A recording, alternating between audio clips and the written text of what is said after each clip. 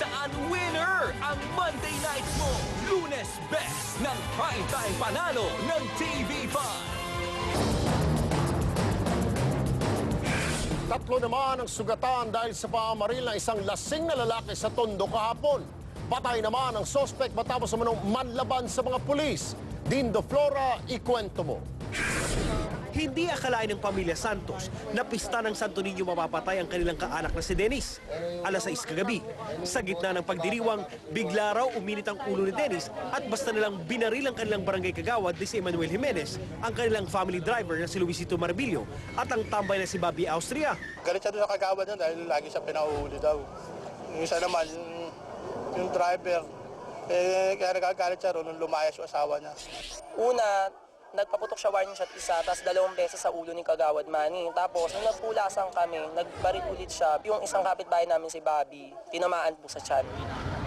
Kritikal ang kagawad at family driver na parehong sa ulo tinamaan, habang ang tambay ay sa tiyan na baril. Hindi umanong tutol ang pamilya Santos sa pagkakaresto kay Dennis, pero laking gulat nila nang mabaril siya sa loob ng presinto. Dating niya sa mobile, pagbaba, pinatatanggalan ng posas. Nabol ko, mamadali yung mga tinakbo ka agad nila sa loob. Pagdating ko dyan, naara ako noon, sabi ko, pamaking ko yun. Mamaya, may pumotok na. Dahil may nagkaltaan ng katabi kong pulis, di ko makakilala. Sino? Sabi niya, nangagaw ng baril. Patay. Ayon naman sa mga otoridad, tinangka ni Dennis na mag-agaw ng baril ng pulis. Pinaupo ko siya. Ito mga naging kapitbahay ko yan. Nakakupo ka, biglang ginambay yung ko.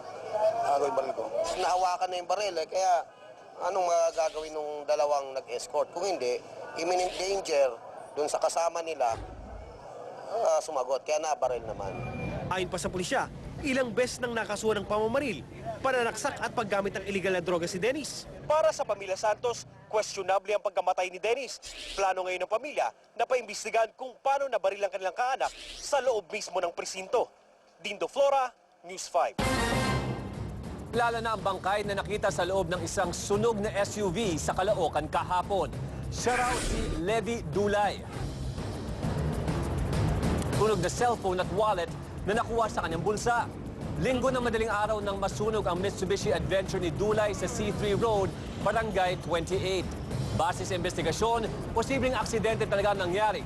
Ilang beses na raw kasing muntik masunog ang sasakyan dahil sa sira nito. Para naman makasiguro, isa sa ilalim pa rin ng pulis ang bangkay sa DNA testing. Nagmahal na ng 2 piso ang isa sa paboritong almusal ng ating mga kapatid, ang Pinoy Tasty. Hindi na raw kasi kayang saluhin ng mga panadero ang dagdag presyo sa harina na pangunahing sangkap sa paggawa ng tinapay. Ikwento mo, Justine Santos. Laking gulat ni Aling Abigail nang dumayo siya sa Suking Bakery kanina para bumili ng paborito niyang tasty. Ang dati kasing malaking balot na nabibili niya ng 38 pesos, 40 pesos na ngayon. Mas mataas ng 2 piso mula sa dating presyo.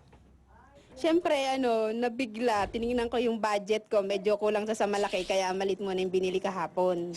Dahil sa biglaang pagtaas, ang dating budget ni Abigail sa tinapay na 304 pesos, 320 na. Malaking halaga para sa mga tulad niyang nagtitipid. Sabon, panglaba, mantika, kasi nagmamahal din, no. Paliwanag ng Philippine Baking Association, hindi mapipigilan ang biglaang pag-asa ng presyo ng tinapay, lalo na't ang dating 25 kilos na sako ng harina na dating nasa 670 hanggang 700 pesos, binibenta na ngayon ng 810 pesos. Paliwanag ni Rick Pinca, presidente ng Philippine Flour Millers Association, dagdag sakit ng ulo nila ang problemang inabot ng mga bansang nagsusupply ng wheat o trigo sa Pilipinas. Ang Australia na pangatlo sa top supplier natin,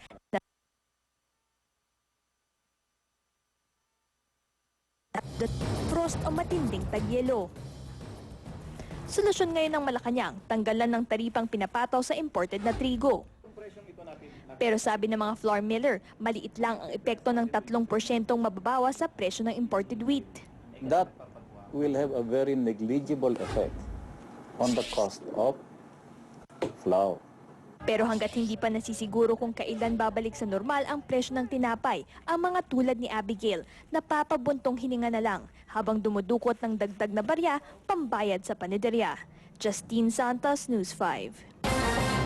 Sagot daw sa kakulangan ng pondo ng AFP ang planong pagbenta o pagrenta sa mga lupang pag-aari ng sandatahan. Pero para sa ilang mga opisyal ng gobyerno na nanungkulan noon at nakaupo ngayon, wala ring patutunguhan ito. Kung bakit, sagutin mo, Eliza Zamora Solis. Lumang tugtugi na raw ang pagbenta o pagpapaupa ng mga lupang pag-aari ng Armed Forces of the Philippines. Ito ay ayon kay dating Pangulong Ramos na nagpasimuno ng programang ito.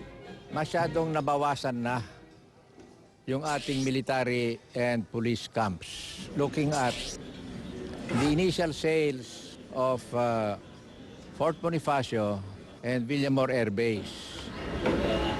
Naibenta at pinaparentahan na ang 723 hectares ng Fort Bonifacio sa ilalim ng Bases Conversion and Development Act na isinabatas noong 1992. Pati ang 173 hectares ng Villamor Air Base ay kasama rito. Ang Bases Conversion and Development Authority o BCDA ang may hawak ng pondong pinagbentahan ng mga kampo. Ayon sa ahensya, 19.32 billion pesos na ang kanilang naintrega sa AFP mula 1993 hanggang 2010. Pero katwiran ni Brigadier General Jose Tony Villarete ng J5, ang opisina na nangangasiwa sa implementasyon ng AFP Modernization Program, kapos pa rin ito. What can we buy with the 10.04 billion, which was on record the total remittance of BCDA to the armed forces. Ang mahigit 9 billion pesos daw para sa pagpapagawa ng mga pasilidad ng AFP kagaya ng ospital ay na-turn over na sa Philippine Army at Air Force. Ito raw ang dapat magpaliwanag kung saan napunta ang pera. Kaya ang tanong ni Senator Gringo Honasan na dati ring sundalo, asan na nga ba ang pinagbentahan ng mga kampong ito? Hanggang ngayon, hinahanap pa natin yung pondo na pinagbentahan nun. Maski ang AFP, aminadong mukhang nagkahokus-pokus sa pondo. There may be some truth to it. As you can see, the modernization funds has not really been able to attain its intended use. I could say one of the ill-equipped armies in this part of the world. Buwelta pa ni Honasan na ilang beses nag-aklas